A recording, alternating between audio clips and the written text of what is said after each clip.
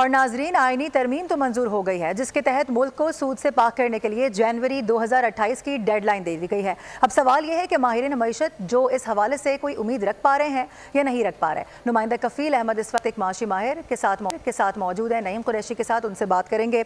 बताइएगा इस हवाले से क्या कह रहे हैं।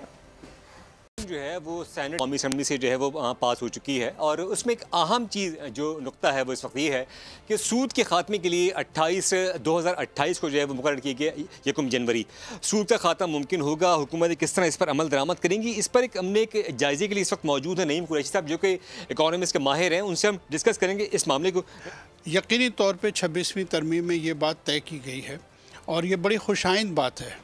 हुकूमत पाकिस्तान ने बहरहाल ये तरमीम करके एक बड़ा अच्छा काम किया है, क्योंकि आपको याद होगा कि सूद के हवाले से पहले भी इस्लामी नज़रियाती कौंसिल जो है अपने फ़ैसले दे चुकी है, अदालतें मुख्तलिफ़ मरहलों पर फ़ैसले दे चुकी हैं और ये कहती रही हैं कि हुकूमत को सूद के ख़ात्मे के लिए अमली इक़दाम करने चाहिए।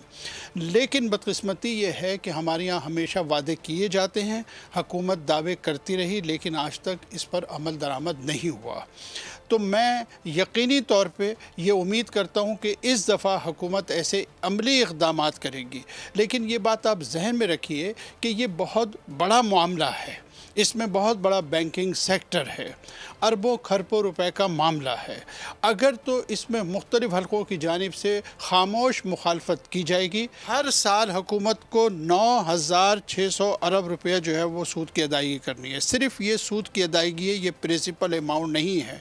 तो आप इससे अंदाज़ा लगाइए कि हमारी मईशत जो है वो किस कदर दबाव का शिकार रहेगी। और यकीनन अब देख रहे हैं कि हुकूमत किस तरह इस पर जो है वो अमल दरामद कराती है अगले 3 सालों के अंदर और किस तरह मुल्क से सूद का खात्मा। सब्सक्राइब करें और बेल दबाएं ताकि कोई खबर रह न जाए।